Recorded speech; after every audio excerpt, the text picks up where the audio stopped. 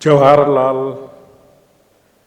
Indoor stadium Cuttack में ब्रह्म कुमारियों के स्वर्ण जयंती समारोह पे मंच पे विराजमान भारत के राष्ट्रपति आदरणीय श्रीमती द्रौपदी मुर्मू जी, उड़ीसा सरकार के माननीय कृषि मंत्री माननीय रविंद्र प्रताप स्वाई जी, उड़ीसा सरकार के राज्य सार्वजनिक उद्यम मंत्री श्री अशोक पंडा जी, मंच पर विराजमान राजयोगी बीके चक्रधरी जी, निदेशक एवं उप क्षेत्र कटक राजयोगी बीके कमलेश दीदी, माउंट आबू शिक्षा विभाग उपाध्यक्ष राजयोगी बीके सेवली जी, उप क्षेत्र कटक सहकार प्रभारी राजयोगी बीके सुलोचना दी, उप क्षेत्र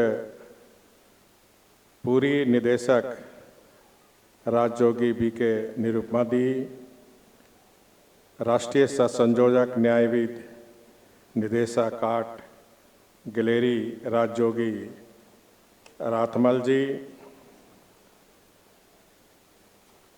इस सभागार में उपस्थित जयदेव भुवनेश्वर के विधायक श्री अरविंद डाली जी, इस सभागार में उपस्थित सभी हमारे ब्रह्म कुमारी भगिनी बंधुओं, आमंत्रित सदस्य, प्रिंट इलेक्ट्रॉनिक मीडिया के साथियों, आज यहाँ ब्रह्म कुमारी उड़ीसा के स्वर्ण जयंती समारोह में उपस्थित होकर मैं अपने आप को गौरवान्वित महसूस कर रहा हूँ। यह वास्तव में कई मामलों में ब्रह्म कुमारियों की उड़ीसा की यात्रा में एक महत्वपूर्ण ऐतिहासिक घटना है। माननीय राष्ट्रपति की गरिमामयी उपस्थिति ने निस्संदेह इस अवसर के महत्व को और बढ़ा दिया है। तो सबसे पहले मैं ब्रह्म कुमारियों के संस्थापक पिताश्री प्रजापिता ब्रह्मा के प्रति अपनी भावभीनी श्रद्धांजलि अर्पित करता हूँ। उड़ीसा के ब्रह्म कुमार दीदी और ब्रह्म कुमार भाइयों को उनकी शानदार उपलब्धियों पर बधाई देता हूँ, विशेषकर बीके हमारे राजयोगी कमलेश दीदी को।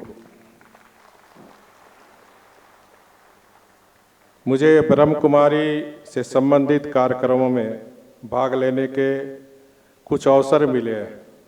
पिछले साल नवंबर में संबलपुर में राष्ट्रीय शिक्षा अभियान नए भारत के लिए नई शिक्षा के शुभारंभ के बाद यह दूसरी बार जब मैं ब्रह्म कुमारियों के एक समारोह में माननीय राष्ट्रपति जी के साथ हूँ। यह मेरे लिए बहुत ही संतोष का अनुभव प्राप्त हो रहा। मन में एक आध्यात्मिक भावना स्वतः भीतर से उभर रही है।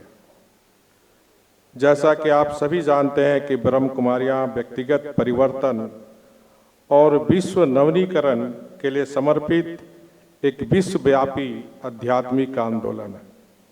उड़ीसा के ब्रह्म कुमारियों ने अपनी गतिविधियों में सबसे आगे रही है और हमेशा राज्य के लोगों के साथ खड़ी रही है।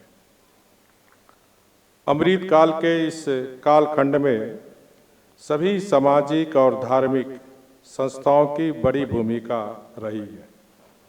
हमारे माननीय प्रधानमंत्री जी कहते हैं, यह अमृत काल देश के प्रत्येक नागरिक के लिए कर्तव्य काल है। इसका मतलब यह है कि हमें अपनी जिम्मेदारी पूरी तरह निभानी चाहिए।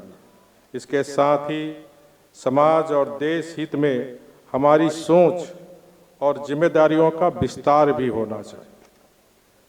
ब्रह्म कुमारी एक संस्था के रूप में समाज में नैतिक मूल्यों को मजबूत करने के लिए काम करती है। वे पूरे देश में आध्यात्मिक कायाकल्प को प्रोत्साहन दे रहे हैं। विज्ञान, शिक्षा और सामाजिक जागरूकता को बढ़ावा देने में उनका महत्वपूर्ण योगदान रहा है। स्वस्थ और कल्याण के क्षेत्र में उनकी भागीदारी एक स्वस्थ राष्ट्र के निर्माण में उनकी प्रतिबद्धता को दर्शाता है। वे सभी के कल्याण और खुशहाली के लिए कई परियोजनाओं का नेतृत्व कर रहे हैं। वे आत्मा और आध्यात्मिक ऊर्जा की श्रीवृद्धि कर रहे हैं। समग्र जीवन शैली में हस्तक्षेप कर ब्रह्म कुमारियां मानव मन को शुद्ध करते हुए शांति को बढ़ावा दे रहे हैं। वे राजयोग ध्यान के साथ किसी के सच्चे स्व को फिर से खोजने और ईश्वर की शक्तियों से खुद को ऊर्जावान बनाने में मदद कर रहे हैं। देश की प्राकृतिक खेती, हमारी नदियों की सफाई और भूजल संरक्षण जैसे अभियानों को आगे बढ़ा रहा है। ये विषय हजारों साल पुरानी संस्कृतियों और परंपरा से जुड़े हुए हैं। मैं उम्मीद करता हूँ कि उड़ीसा ब्रह्म कुमारी इन अभियानों में एक मजबूत और सक्रिय भागीदारी बनेगी। मैं ब्रह्म कुमारियों से यह भी उम्मीद करता हूँ कि वह राष्ट्र निर्माण से जुड़े हुए विषयों को इनोवेटिव तरीके से आगे बढ़ाएगी। इन प्रयासों में उनका जितना अधिक सहयोग मिलेगा उतना ही देश की सेवा होगी। विकसित भारत का निर्माण करके हम विश्व के लिए सर्वे भवन्तु सुखिनः के मंत्र को साकार करेंगे। मानव सेवा के लिए संगठन की शिक्षाएं और सेवा उल्लेखनीय और फलदायी रही है। मुझे विश्वास है उड़ीसा ब्रह्म कुमारी पूरे राज्य में शांति, नैतिक मूल्यों की सुगंध फैलाता रहेगा।